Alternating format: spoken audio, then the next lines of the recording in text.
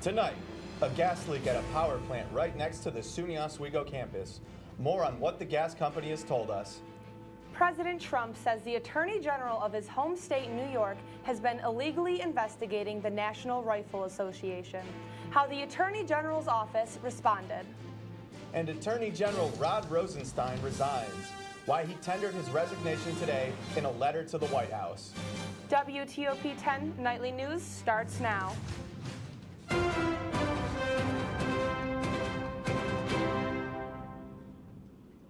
Another switch up in the Department of Justice, leaving a new seat open in the President's cabinet.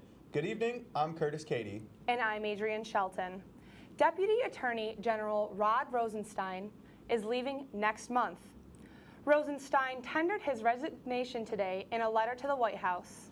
Rosenstein touted a reduction in violent crime and fighting opioid abuse as achievements of the administration and the DOJ.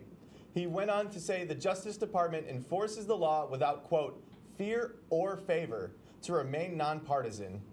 Rosenstein's resignation is effective May 11th. A gas leak was reported at the Oswego power plant next to the SUNY Oswego campus. We spoke to an employee, and while they were unable to provide additional information, they did say they have the situation under control. We were told by students that police are knocking on their doors to notify them about the leak. The waterways in Oswego are already beautiful, but Mayor Billy Barlow just completed one of his citywide projects to highlight the river. The Varick Street Dam waterfall will now be lit up with LED lights, just like City Hall. Barlow hopes these lights will attract more visitors to the West Linear Riverwalk to enjoy parts of the community he says people sometimes take for granted. The light installation in the river is just one of many of Barlow's projects to improve the city. New York State Fair Director Troy Waffner is inviting the writing staff of The Simpsons to the 2019 New York State Fair. Sunday's episode shows Homer Simpson sing a parody of the Frank Sinatra song, Theme from New York, New York, displaying scenes implying the state is bad, including Syracuse University's mascot, Otto, dancing with opioids and lottery tickets. Waffner says the state fair will send passes to writers in baskets of state food and beverage products, proving the state is no joke. Yards for Yardley is a community awareness event that started 4 years ago by the One Love Foundation. It began after University of Virginia student Yardley Love was beaten to death by her boyfriend. The mission of this event is to end relationship abuse by educating young people about unhealthy relationships. One Love coordinator Michael Harley says the awareness is well spread on campus to athletes and organizations. And student Shalom Flores says she participates because her friend was in an abusive relationship. Many people on this campus are participating in these conversations, and there's no way that that isn't going to make a difference on this campus, and that people understanding these things, being knowledgeable, being aware of these warning signs of what an unhealthy relationship is, of what an abusive relationship is, we know that that's making a difference. I think the awareness helps them have the confidence to come out and speak about it. If you miss out on Yards for Yardley today, it is hosted every year around the same time in the SUNY Oswego Quad. Students can run or walk the circuit and collect their participant t-shirts. President Trump says the Attorney General of his home state, New York, has been illegally investigating the National Rifle Association.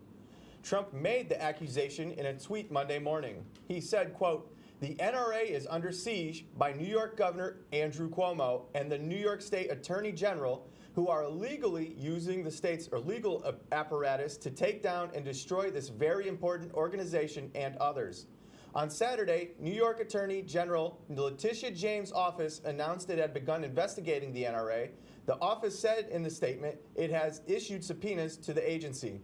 There was no confirmation about who the investigation is about. An attorney for the NRA says it will cooperate with the investigation into its finances.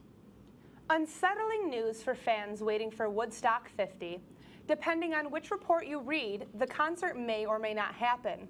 Woodstock 50 is supposed to take place in August at Watkins Glen, around the same time the historic music festival took place back in 1969. A slew of celebrities are attached to the event, including Jay-Z, Miley Cyrus, and Imagine Dragons. But according to USA Today, a spokesperson for Woodstock 50's financial partner says the festival has been canceled. Organizers for the fest say that it's false and the concert is still on. Tickets were supposed to go on sale last Monday, but Woodstock's official website has tickets slated to go on sale soon. 5 people are in custody in upstate New York after what authorities are calling an attempt to enter the U.S. illegally from Canada. The incident happened Sunday morning on Grand Island, which is located minutes from Niagara Falls. U.S. Customs and Border Protection say 4 people tried to enter the U.S. illegally, while a 5th is accused of migrant smuggling. Authorities say the blue sedan seen in this video was searched as part of the investigation, then later towed away. The U.S. Border Patrol and other agencies are investigating the incident. Now let's take a quick look at the weather with Storm Team 10 meteorologist Alex Bielfeld. Alex, what can we expect? Well, on my drive here to the studio, the roads were wet. My car was wet as well, and that was due to this line of light rain that moved through the area late this afternoon into the early evening hours. You can see that light rain is beginning to move into Oswego County as we speak. Zooming in a bit, you can see that the rain has begun to start in Oswego, moving into Orwell, Sodas Point. You've been seeing the rain for a little bit. Now, what does that mean for tonight? We could see tonight we're going to have that chance for light rain going through midnight tonight. Scattered showers by 3 a.m. Before your morning commute, that we begin to dry out, but there still is the potential for an isolated shower. Temperatures at 9 a.m. in the mid-40s, mostly cloudy, and that's what it's likely going to be for the rest of the day on Tuesday. I'll have more coming up after the break, but for now, I'm going to send it back to the desk. Coming up later tonight, the first black director to win an Emmy is dead. More on the impact he had in the movie industry. And a harness-wearing whale has been found in Norway. More on why marine experts say it's possible. This is WTOP 10 Nightly News. We'll be right back.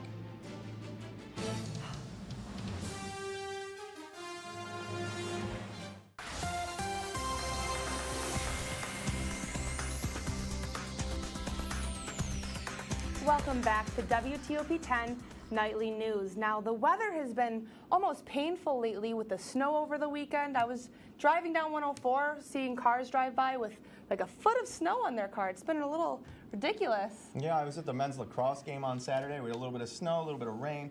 Very cold, very windy, very uncomfortable.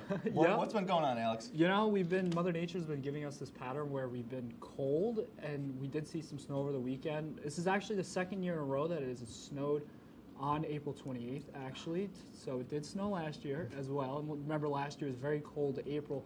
Temperatures are continuing to be cold. You can see today's highs only here in Oswego 44 degrees. And that is below average for this time of year. That is 15 degrees.